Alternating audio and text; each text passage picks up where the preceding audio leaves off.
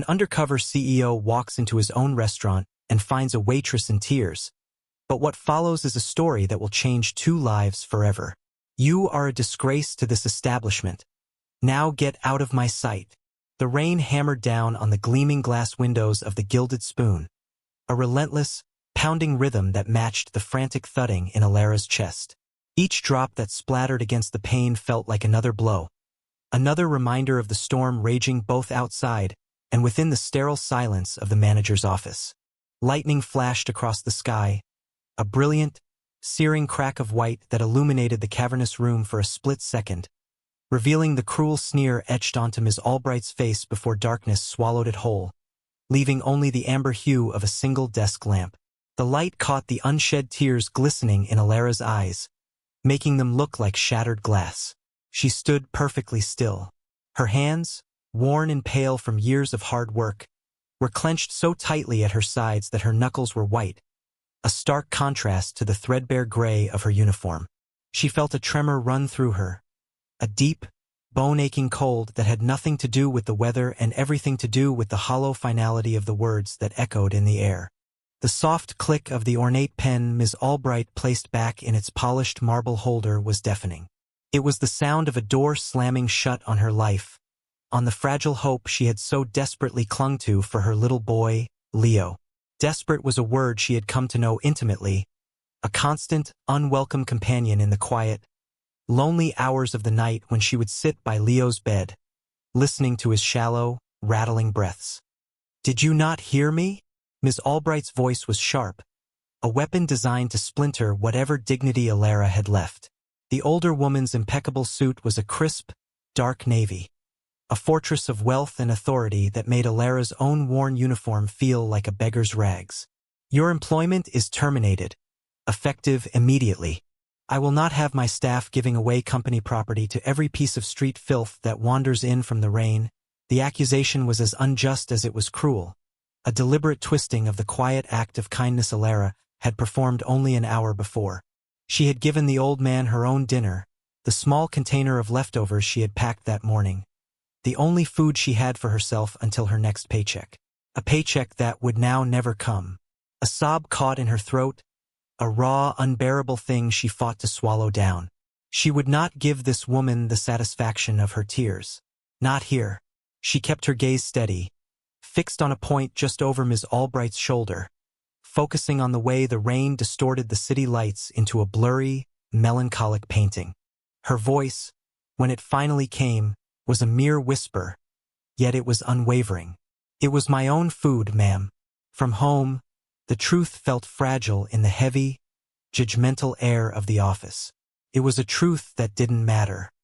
Ms. Albright let out a short, derisive laugh, a sound as cold and unpleasant as the biting wind outside. She rose from her gleaming mahogany desk, her movements commanding and impatient, and walked around to face Alara, her posture radiating an aura of untouchable power. "Your food, company food, it makes no difference. You are paid to serve our clientele, not to run a charity for vagrants. Your sentimentality is a liability." She paused, her eyes narrowing as they raked over Alara from head to toe, a look of profound disdain that made Alara's skin crawl. "Frankly, I'm doing you a favor.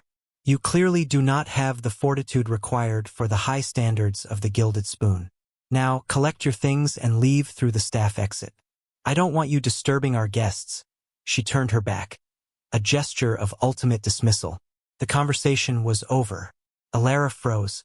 The world seemed to tilt on its axis, the polished floorboards shifting beneath her worn shoes. For a moment, the only sound was the relentless hammering of the rain and the quiet, ragged whisper of her own breathing. She thought of Leo, of the medicine he needed, of the rent that was already overdue. A wave of pure, unadulterated panic washed over her, so cold and so powerful it threatened to pull her under. She took a single, trembling step forward, a desperate plea forming on her lips. "Please, Ms. Albright, I need this job. My son," but the plea died before it could be fully born. She saw the rigid set of the manager's shoulders, the absolute lack of any empathy or compassion. It was like speaking to a wall of polished marble. There was nothing there. Defeated, She turned and walked out of the office, the soft click of the door closing behind her echoing the finality of her shattered hopes. The main dining room was a world away from her despair, a pocket of warmth and golden glow filled with the soft hush of polite conversation and the gentle clinking of silverware on porcelain. Ornate chandeliers cast an amber hue over the patrons. People in crisp suits and elegant dresses, who lived in a world so far removed from hers it might as well have been another planet. Their lives were not a brittle, desperate scramble for survival. They did not know the gnawing fear that came with an empty pantry and a sick child. She moved through the room like a ghost, her presence unnoticed, her heart a leaden weight in her chest. She retrieved her threadbare coat and a small, worn bag from the staff locker room, a space that smelled of bleach and quiet desperation. Inside the bag was an old, soft blanket with a faded cartoon pattern, one she always carried for Leo in case he got cold. It was this blanket she had used to wrap around the old man's shoulders, a simple, instinctive gesture of warmth against the biting cold of the storm. She remembered the look in his eyes when she had approached him. He had been sitting in the entryway, soaked and shivering, his face gaunt and etched with a profound weariness that had spoken directly to a similar weariness in her own soul. Ms. Albright had been about to call security, her face a mask of disgust. But Alara had seen something else. She had seen a human being, haunted and fragile, in desperate need of a small kindness. So she had acted. She had offered him her container of leftover pasta and the small, warm blanket, an unsolicited act of kindness performed at her own expense, with no expectation of reward. The man had looked at her, his eyes, a startlingly clear gray, widening in what looked like disbelief. He hadn't spoken a word, but he had given her a slow, almost imperceptible nod, a silent acknowledgement that felt more sincere than any words could have been. It was a sacred, tender moment of connection between two strangers, a brief respite from the cruelty of the world, and it had cost her everything.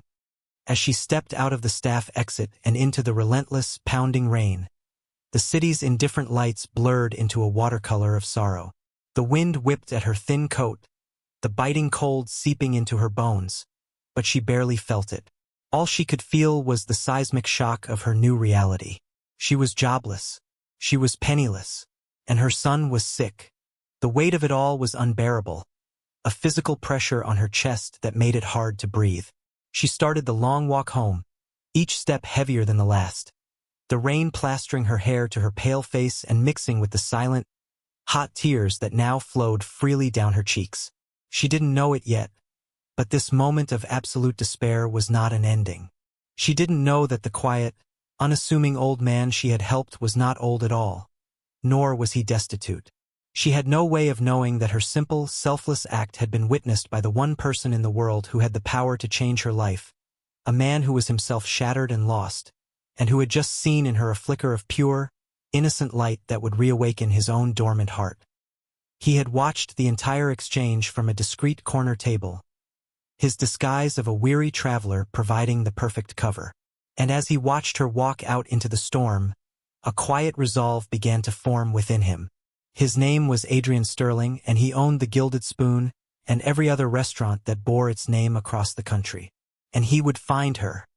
Adrian Sterling sat in the back of his sleek, black car, the city lights sliding across the rain-streaked windows like liquid neon. The soft leather of the seats and the sterile silence within the vehicle were a stark contrast to the raw, visceral emotion churning inside him.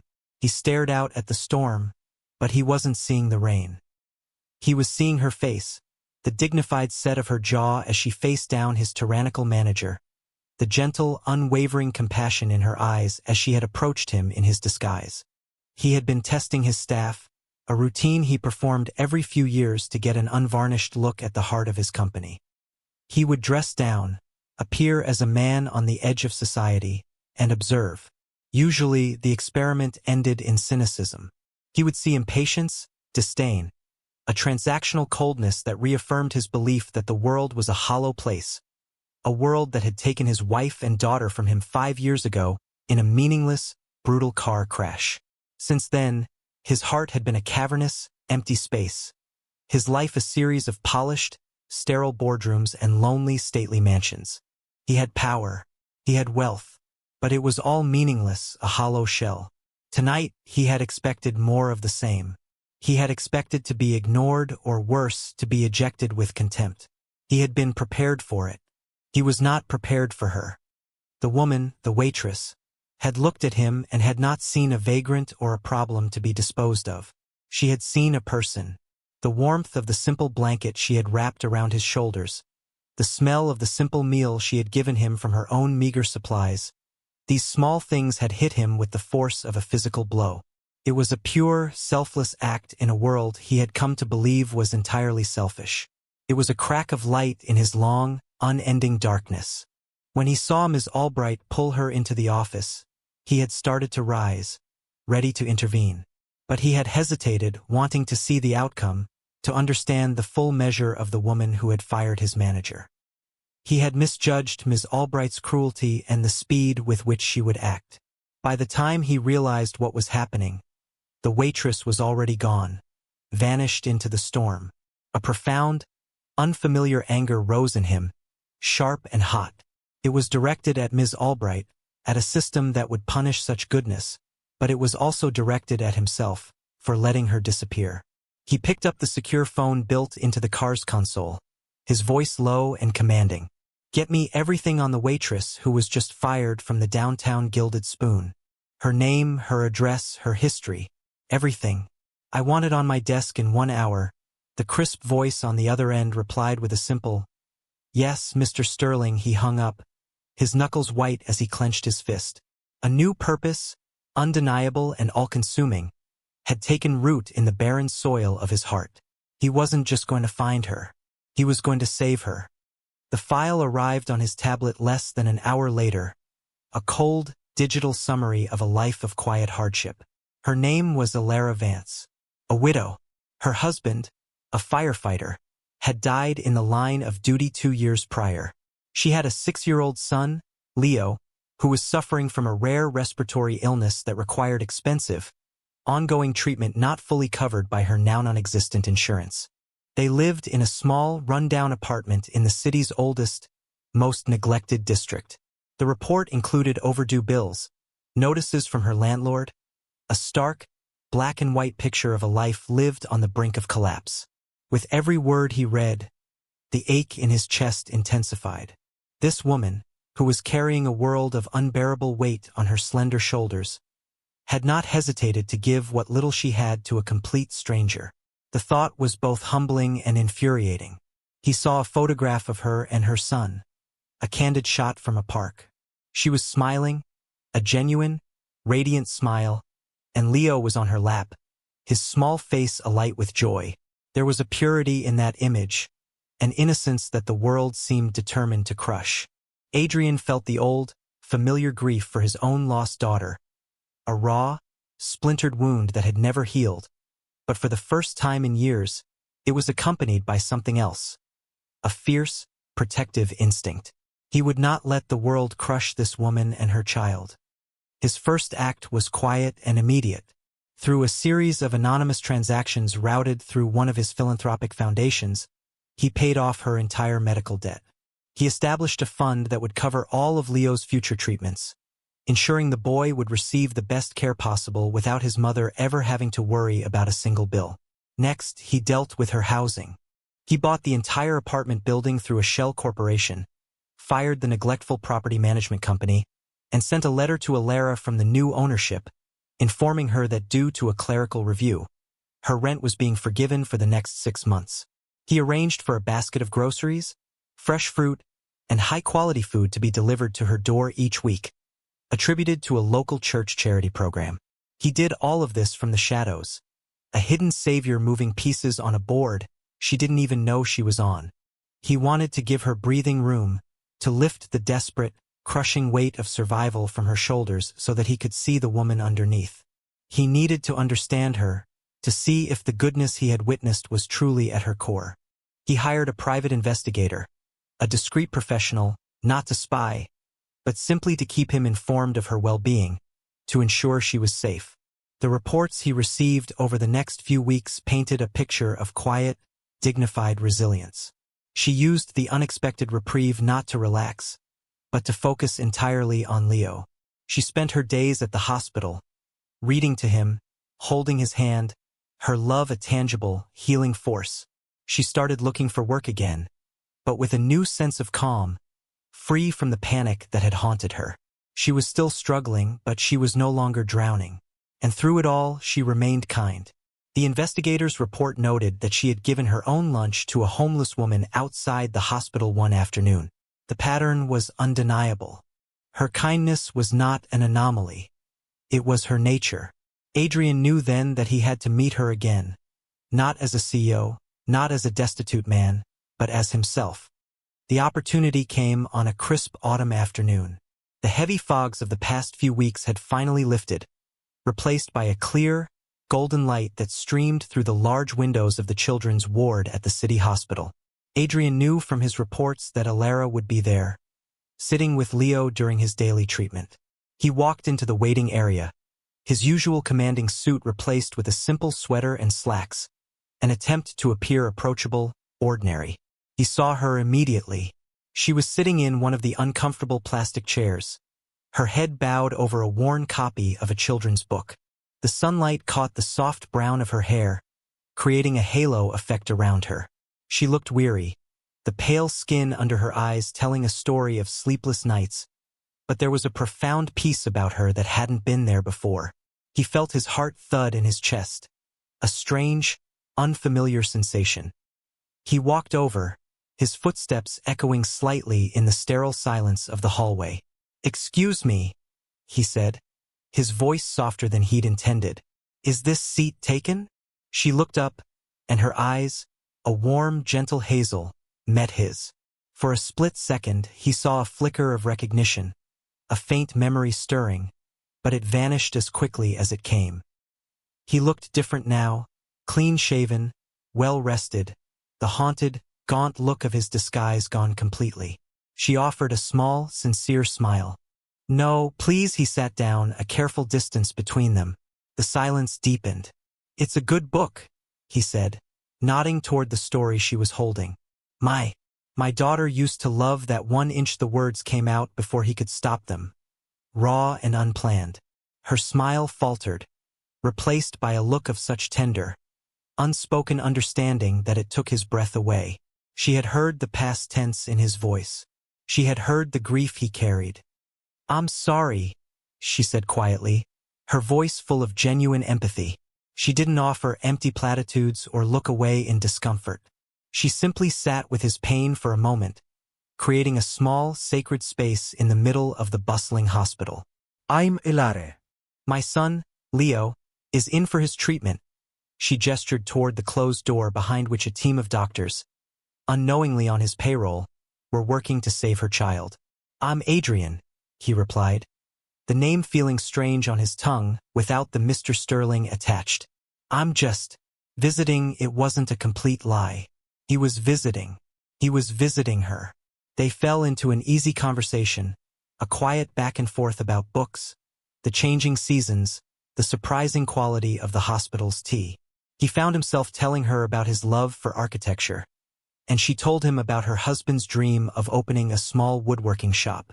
She spoke of him with a love that was still so present, so alive, it filled the space around her. "He was the kindest man I ever knew," she said, her eyes glistening with a film of unshed tears. "He saw the good in everyone. Even when times were tough, he always said that a single act of kindness could change the world. I try to live by that." A quiet chuckle escaped his lips, a sound of pure, unadulterated awe. She had no idea. She had no idea that her single act of kindness was, at that very moment, changing his entire world. He felt a powerful, undeniable urge to tell her everything, to confess his identity and explain the invisible net of protection he had cast around her. But he couldn't. Not yet. It would be too much, too soon. It would feel like a transaction, and what he felt for her was anything but. He found himself drawn back to the hospital again and again in the weeks that followed, under the guise of visiting an old friend's child.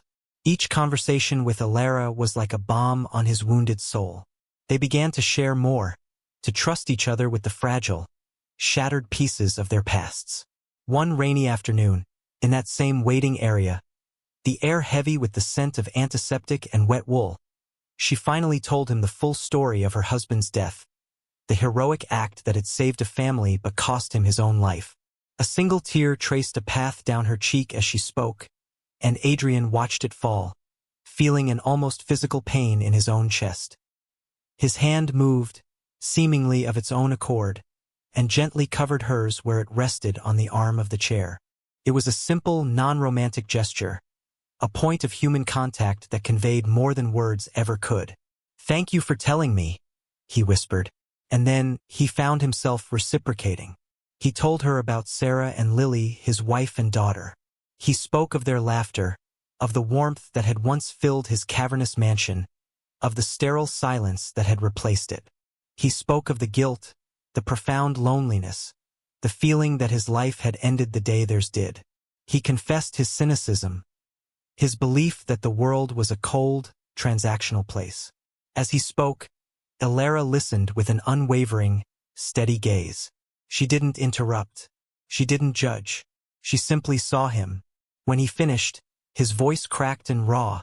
She squeezed his hand gently. "You're wrong about the world, Adrian," she said softly.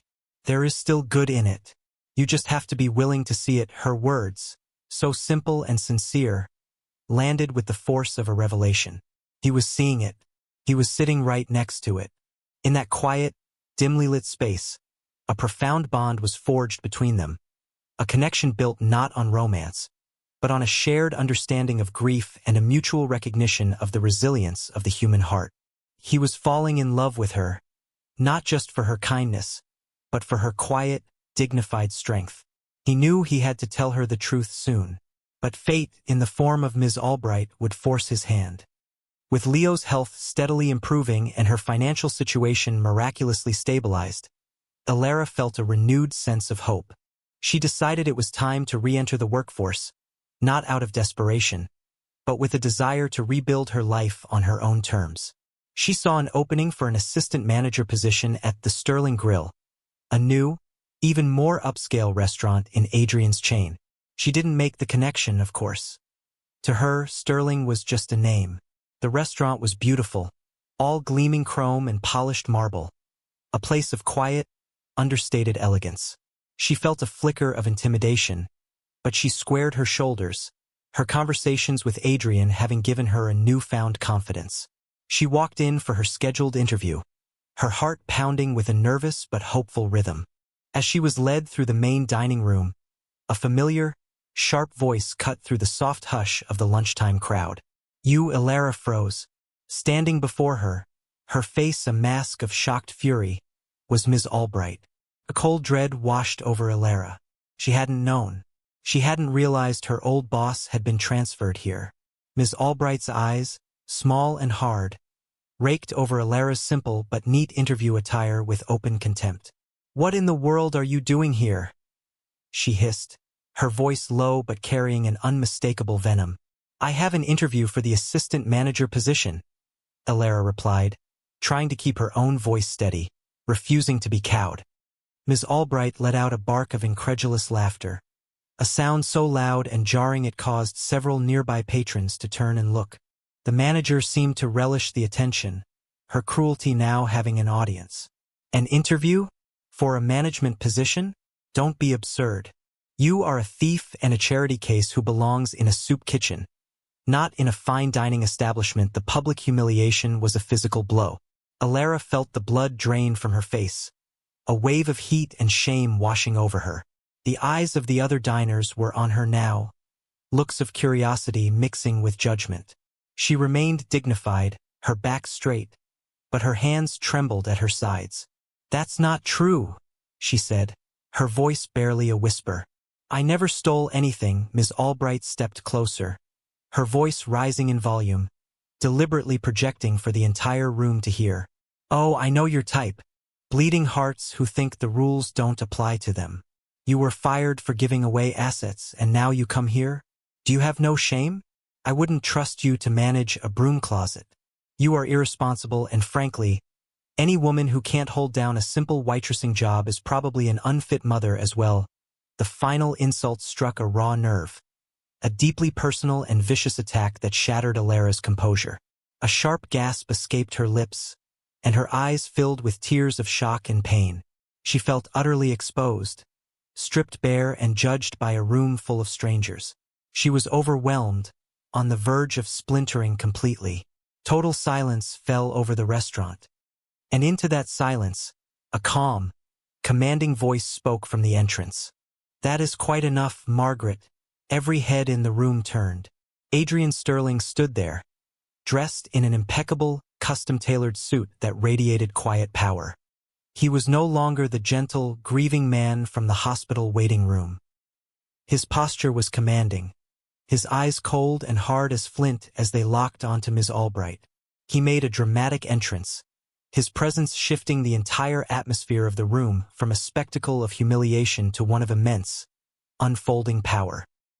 He walked slowly, deliberately, toward them, his polished shoes making no sound on the ornate rug. Ms. Albright's face went pale, a mixture of confusion and dawning horror on her features. Mr. Sterling? What are you doing here?" she stammered, her previous bravado vanishing in an instant. Adrian didn't even look at her. His gaze was fixed entirely on Alara, his eyes softening with a look of profound tenderness and regret. "I'm so sorry, Alara," he said, his voice now gentle, meant only for her. Then, he turned his attention back to Ms. Albright, and the cold fury returned to his expression. "To answer your question, Margaret," he began, his voice now ringing with authority through the silent dining room, "I am here because I own this restaurant, and the Gilded Spoon. In fact, I own every single Sterling restaurant and hotel on this continent."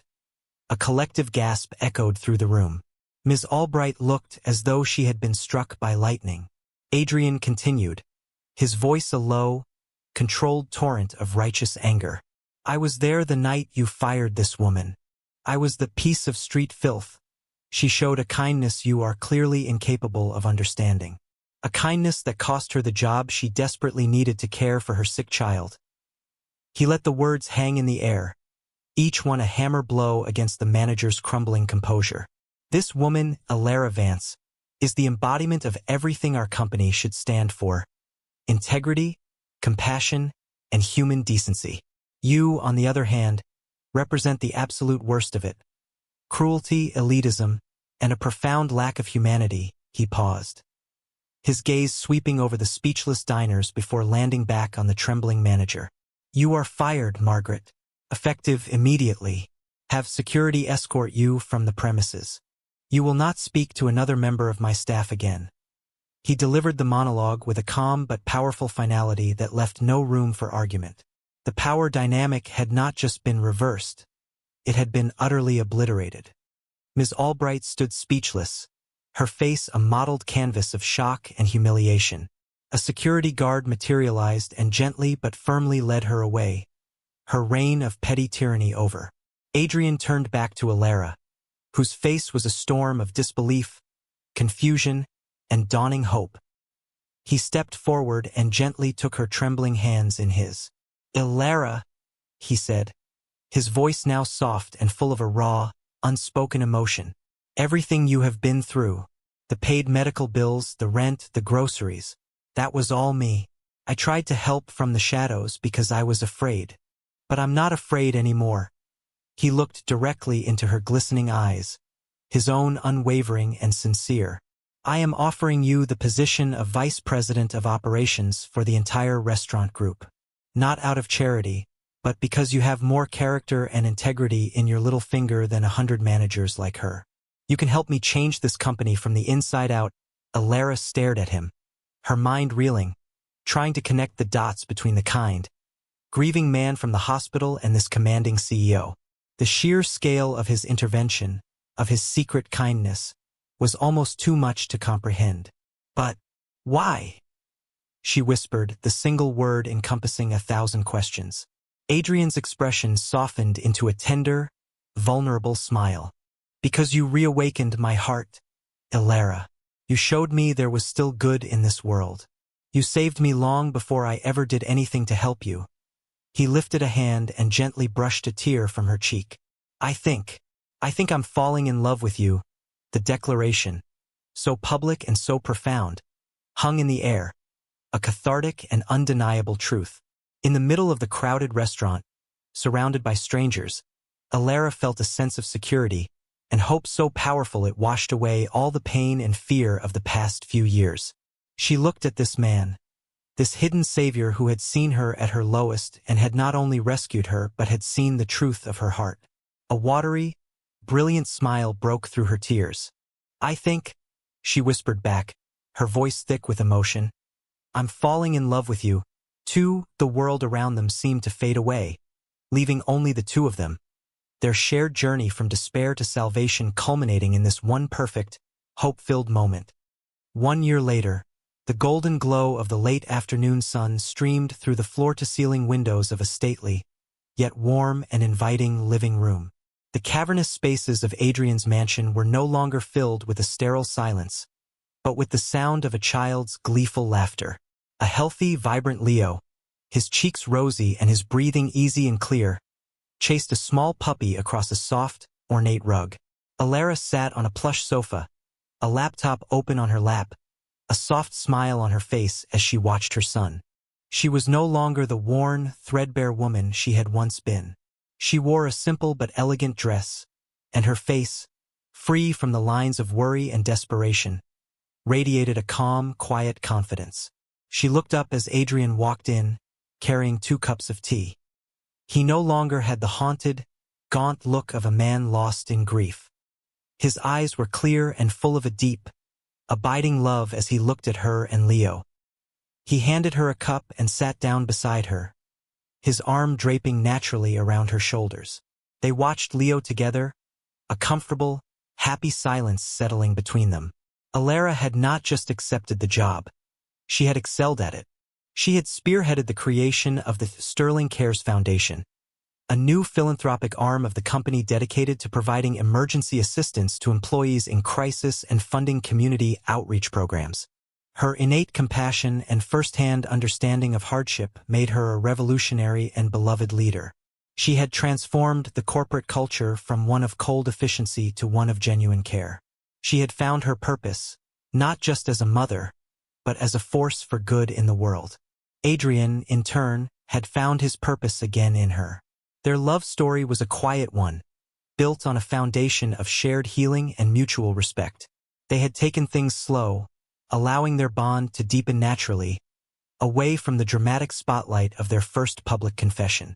They were a family, forged not by blood, but by a sacred, undeniable connection of 2 once-shattered souls who had found a way to become whole again, together. Leo ran over and clambered into Adrian's lap, holding up a small, hand-drawn picture of the 3 of them standing in front of the house. For you, the boy said, his voice bright and happy. Adrian took the drawing, his throat tight with emotion. It's perfect, buddy, he said, his voice thick. He looked at Alara over Leo's head, his eyes conveying a universe of gratitude and love. She had not just saved him from his loneliness. She had given him back the gift of a family, the warmth of a home. Their idyllic life was not a fantasy, but a testament to the profound, seismic power of a single, selfless act of kindness.